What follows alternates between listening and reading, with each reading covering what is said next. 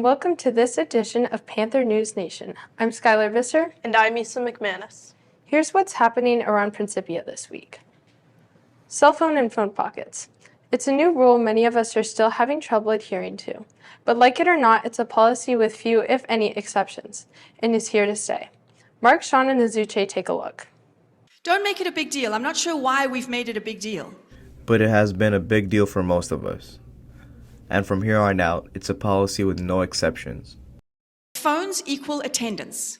If your phone is not in that pocket, it means you are not in the classroom. Teachers have had to make adjustments around this policy as well, and are still getting used to the best way to enforce it. I have a list right by my cell phone pouches where it'll say 1 through 9, and it'll tell the student where to put that phone. So that way, really quick at the beginning of class when I'm taking attendance, I can actually take attendance off my cell phone pouch and make sure that everyone that is here has put their phone in. And it's really easy to see who hasn't, because there'll be a phone missing from that number. Sometimes if I don't remind them or I don't check the pouches, it still is an issue. So it's on me as much as it is on the students. And students feel like they still have valid excuses not to comply. Sometimes my mom's texting me important things, and I am needing to respond to those things. And imagine there's an emergency and she called me, and I missed what important text or things she wanted to tell me about. Sometimes I do need my phone to talk to my parents and to make sure that we're safe and stuff. It's a distraction. So when that distractor is removed, I feel like I can just breathe and I can be myself and I can focus on you and I can focus on what's right in front of me. When you do the right thing, when you walk in and you put your phone in, you're doing the right thing not only for your peers but also for your teachers. Because every moment that they have to stand there and say, please put your phones in, come on guys, we've spoken about that, it's wasting time. Mrs. Dry says we should work hard at getting this right, because if we don't, teachers will just take your phone away for the day. This is Sean, Mark, and Azuche reporting for PNN. And yes, you must put your phone in a phone pocket for study hall too. Last week's career fair was a big success, thanks to the many professionals who gave their time and expertise to help us plan for our futures. Zawadi and Daniela bring us more. T-shirts or hoodies. Has anyone bought merch before? Career Day is the brainchild of counselors Mrs. Brown and Mrs. Sullivan. They say it's a great way to expose students to the working world. This year we have about 30 professionals coming. I think it helps bring it to life for students as well. It's one thing to research on paper or in Maya Learning a certain career path, but when you actually have a professional in front of you, it makes it exciting. Former Director of Admissions, Adrienne Fredrickson, left her 20-plus year Principia career to become a local entrepreneur. Her business, Ferns and Finds, has a little bit of everything. Vintage furniture, potted plants in vintage pots, and home and garden goods. Mrs. Fredrickson says becoming an entrepreneur is not for the faint of heart. So if it's a dream of yours, go for it. Jump in, and every day's new and learning something new. Just having the courage to go forward is one of the best things. It's also helpful for high school students learning that career paths change. We can have several in our lifetime.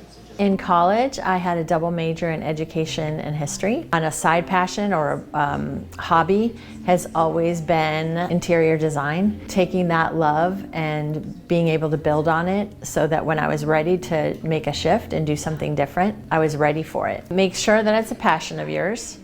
Because you are doing it 24/7. So it's something you have to love. I don't plan on making a profit for 3 years. I've given myself 3 years to really sort of learn and be able to develop. This is really just phase one. As you guys can see, I'm starting out small, and that was intentional.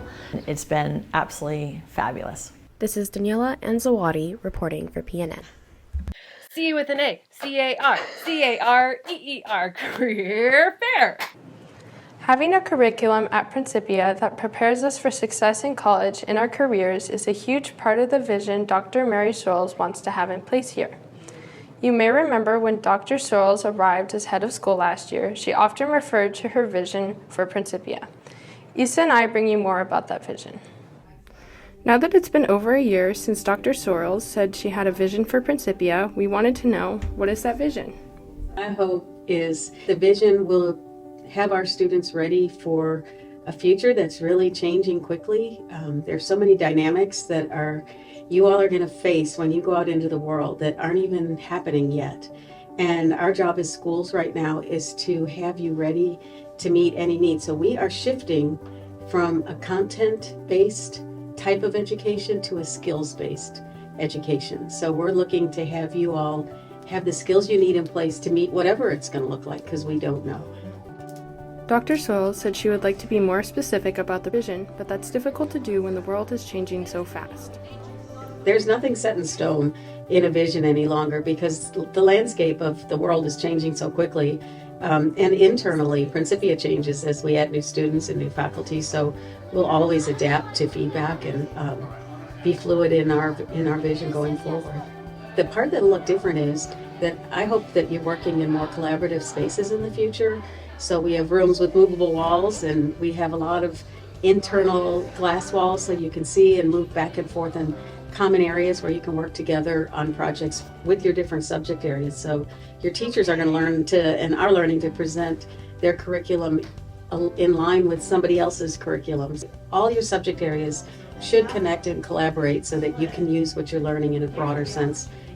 This is Skylar and Isa reporting for PNN.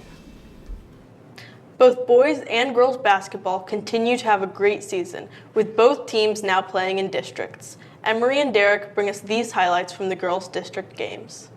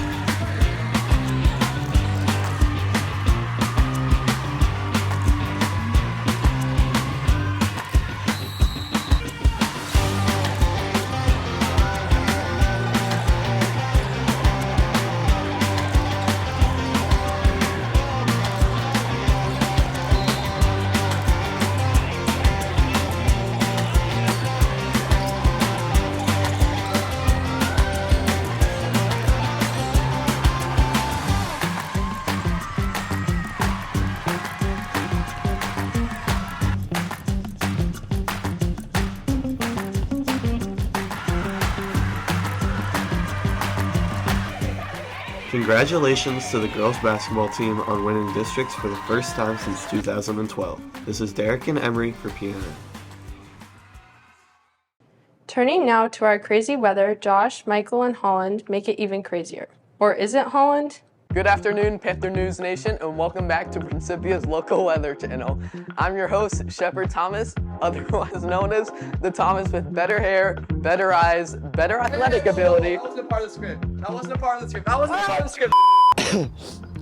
Sorry about that. On a better note, we can expect nice and warm weather throughout the entirety of this week, with highs of 65 and lows of 36. There's also plenty of showers, so don't forget to bring your shampoo and conditioner. Now, I'll be passing it on to our international reporter, Michael Sadamba, who's in Antarctica. Hey guys, I'm checking in from Antarctica, where it's freezing, which is funny because I thought we were going somewhere warm. It's probably because the producers told me that I should pack for Hawaii, but plans changed. I'm here in flip-flops and in the tee. Feels like the North Pole. If it wasn't the fact that I noticed it was freezing and snowy, the cameraman and I would actually be shot off by both flyers because we have no idea where we are. That's it for me. I'm out. And finally, it can get pretty competitive putting PNN together. Usually, healthy competition is a good thing, but in the case of Parth, Shreyas, and Thello, maybe not so much. So for our next into St. Louis, we're gonna be looking at Cane's and the history of Cane's chicken and some Texas toast and fries. Oh, we're not gonna, we might have to get a little bit like Cane's, St. Louis history, man, like Cane's chicken. Maybe we can do a little bit of Popeyes, or McDonald's even. Just get some history of McDonald's. No one likes the Into St. Louis crew. All they do is leave for the entire period, go out, eat food, then finish their project 4 weeks later and talk about a burger they ate.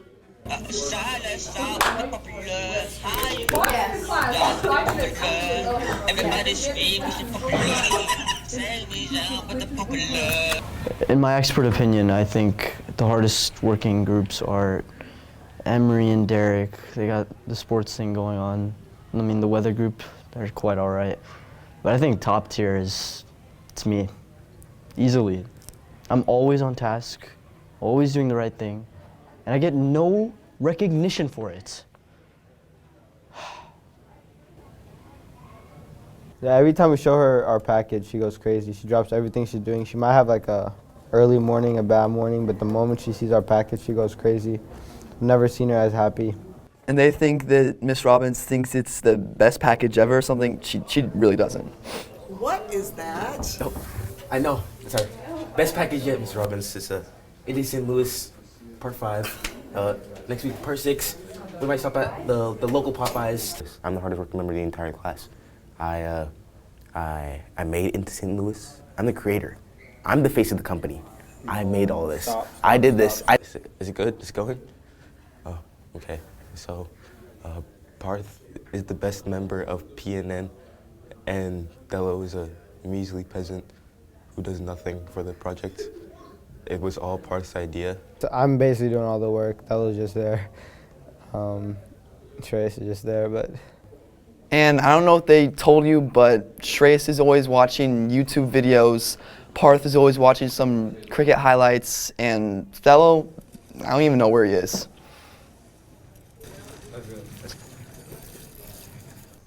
We're definitely the best group. We're always on task, productive. I don't think I've seen another group that goes off campus and records videos like every other week, except maybe the sports one, but that doesn't really count because it's like a sports one. And that's our look at what's going on around Principia this week. Make it a great week and an even better spring break.